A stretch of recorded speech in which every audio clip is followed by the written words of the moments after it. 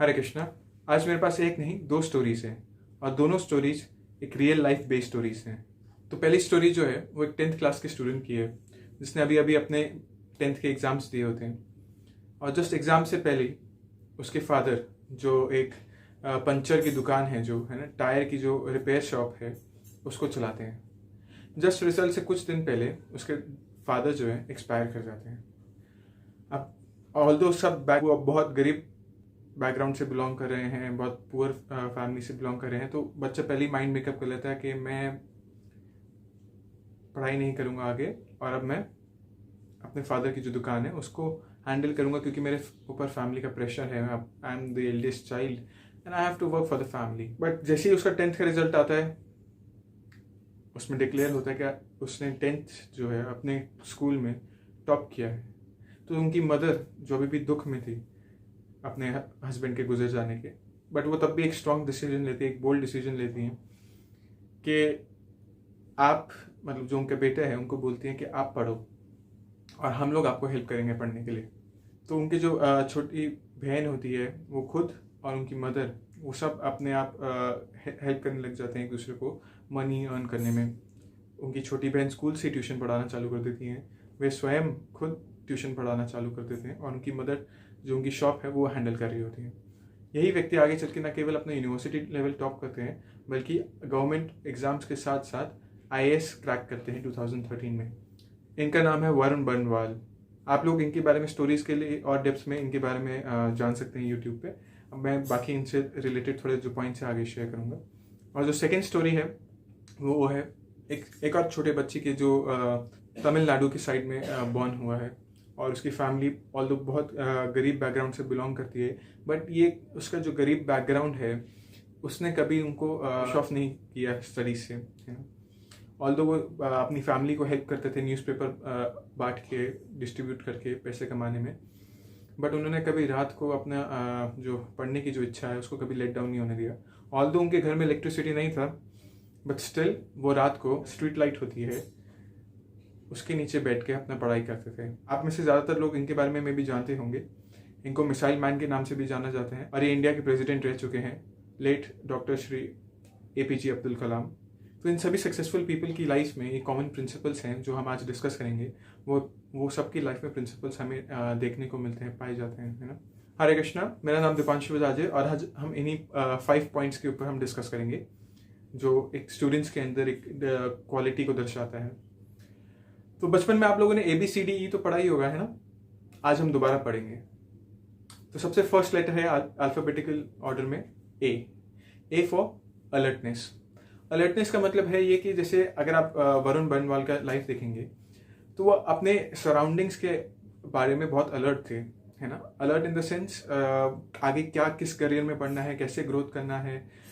तो हमेशा अपने टीचर्स या फिर उनका टीचर्स के पास उनका अच्छा कांटेक्ट था, सीनियर्स जो एक्सपीरियंस थे उनसे हमेशा गाइडेंस लेते रहते थे। बीइंग अलर्ट का मतलब ये है कि अपने जो सराउंडिंग्स है उसके बारे में अलर्ट होना, पीपल के बारे में अलर्ट होना, इकोनॉमी जो क्या चल रहा है इस समय, क्या फेवरेबल है, क्या अप्स हैं, क्या डाउन्स हैं। क्योंकि जनरली देखा जाता है कई स्टूडेंट्स जो अभी तक लास्ट ट्रेंड जो है, जो आज से 5 साल 10 साल पहले का जो ट्रेंड है वही अभी तक फॉलो कर रहे हैं। कई लोग देखे जाते हैं कि अभी भी कई लोग बीटेक में एक पर्टिकुलर फील्ड लेके बीटेक में ही लगे हुए हैं कि हम लोग बीटेक ही करते। Then all of a sudden college के बाद उन्हें रियलाइज होता है कि बीटेक के लिए जॉब है ही नहीं और लोग फिर बाद में आके डिप्रेस हो जाते हैं कि क्या हमने क्या कर दिया। ऑल ऑफ अ सडन उनको लाइफ में झटका लगता है कि अरे हमें लगा था कि बीटेक करेंगे हमें जॉब मिल जाएगा। तो हमें अलर्ट रहना चाहिए कि क्योंकि हमारे सराउंडिंग जो चीज़ें हैं वो चेंज हो रही है, कभी कांस्टेंट नहीं रहती, तो हमें अलर्ट होना चाहिए, है ना। और हम अलर्ट कैसे हो सकते हैं, हम लोग अपने सीनियर से किसी की हेल्प ले सकते हैं उस फील्ड में, जिस भी फील्ड में आप आगे बढ़ना चाहते हैं उसके नए ट्रेंड्स के बारे में अपडेट रहना चाहिए हमें। सेकेंड अल्फ़ाबेट है B, बीइंग कॉशियस।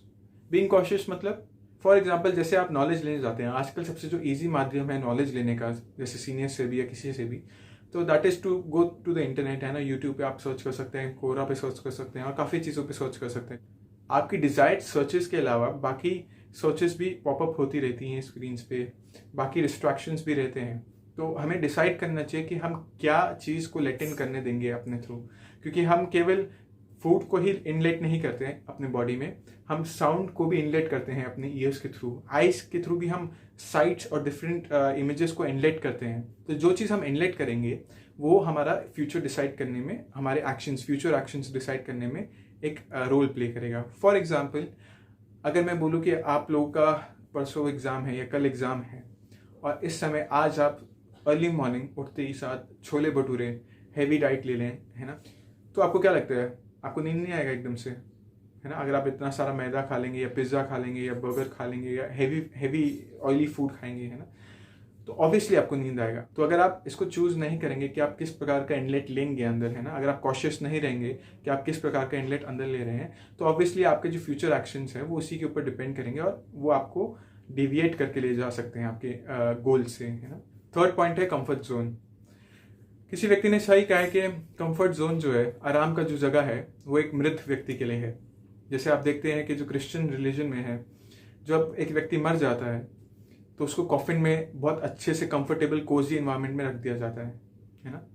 तो ये उसी प्रकार से है। कहने का मतलब ये है कि एक जो जीवित व्यक्ति है वो ही सीख सकता है। जीवित हम लोग कैसे सीख सकते हैं? फॉर एग्जाम्पल, अगर आप अपने बेड पे ही हैं, आप अपने कंफर्ट्स में ही हैं, तो आप कभी सीख नहीं पाएंगे, क्योंकि आप उन बेड्स पे आके वो एक पर्टिकुलर वाइब्स की वजह से, क्योंकि आप एक ही रेगुलर एक्टिविटी एक ही जगह प्लेस पे कर रहे हो बार बार, तो वही वाइब्स और एनर्जी वहाँ स्टोर हो जाती है। तो वैसी कंफर्ट जोन्स में, कंफर्ट एरियाज में आप लेथार्जी या इंजॉइंग मूड में रहेंगे, आप स्टडी के मूड में नहीं रह पाएंगे। तो इसलिए हमें सेपरेट पार्ट्स, हमें एरियाज रखने चाहिए अगर पॉसिबल हो सकता है हमारी सेपरेट एक्टिविटीज़ के लिए। फॉर एग्जांपल, स्टडी टेबल पे आप सिर्फ स्टडी करिए, उसमें फ़ोन मत यूज़ करिए साथ में, और बेड आप यूज़ करिए सोने के लिए अपने, है ना। तो आप देखेंगे जैसे APJ अब्दुल कलाम जो है, वो अपने पूरे दिन मेहनत करने के बाद रात को आके स्ट्रीट लाइट में आके पढ़ते थे। फोर्थ पॉइंट है डेडिकेशन। इसके लिए एक छोटी स्टोरी है मेरे पास। हम सब ने बचपन में सुना होगा, एक क्रो की स्टोरी है ना। क्रो एक जो जाता है, एक मटके के पास जाता है, उसमें देखता है कि पानी बहुत कम है ना।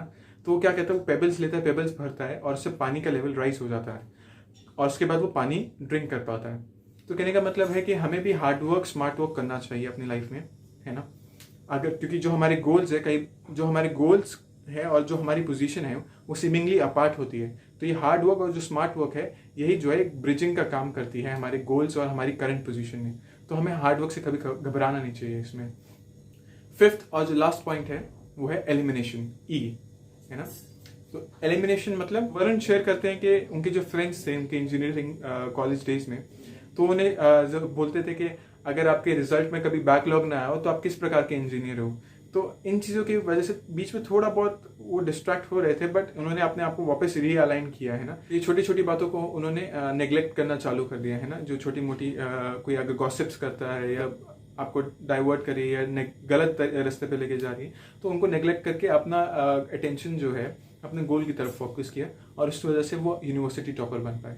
डॉक्टर अब्दुल कलाम की लाइफ से स्टोरी आता है कि एक दिन वो जब स्ट्रीट पे पढ़ रहे होते हैं, है ना, तो एक दिन वहाँ से बारात गुजर जाती है। तो एक अंकल आके बोलते, बेटा तुमने बारात को जाते हुए देखा? तो उन्होंने बोला, कौन सी बारात? तो कहने का मतलब उन्होंने जानते थे कि बारात जा रही है वो, बट उन्होंने नेग्लेक्ट किया उसको देखना, उसकी चकाचौंध या उस पर ध्यान देना उन्होंने नेग्लेक्ट किया। तो let's summarise it. A for alertness, alert रहना हमारी सिचुएशन, हमारी सराउंडिंग्स के रिगार्डिंग, हमारी इकोनॉमी, हमारे आसपास क्या चल रहा है, क्या चीज़ हाइप पे है अभी, क्या चीज़ अभी उसका there is some new replacement for this, है ना। B for being cautious. Being cautious मतलब हमें कॉशियस रहना है कि किस प्रकार की चीज़ों का अपने अंदर इनलेट ले रहे हैं, क्योंकि हमारा वही जो हम इनलेट ले रहे हैं वही हमें आगे जाके हमारे एक्शंस फॉर्म करने में एक रोल प्ले करेंगे। C है, हमें कंफर्ट जोन से बाहर आना है। C पॉइंट है क्योंकि कंफर्ट जोन में रह के सीख पाना बहुत मुश्किल हो जाता है, कंफर्ट जोन में सिर्फ आराम कर पाना ही आसान रहता है। फोर्थ पॉइंट है डेडिकेशन।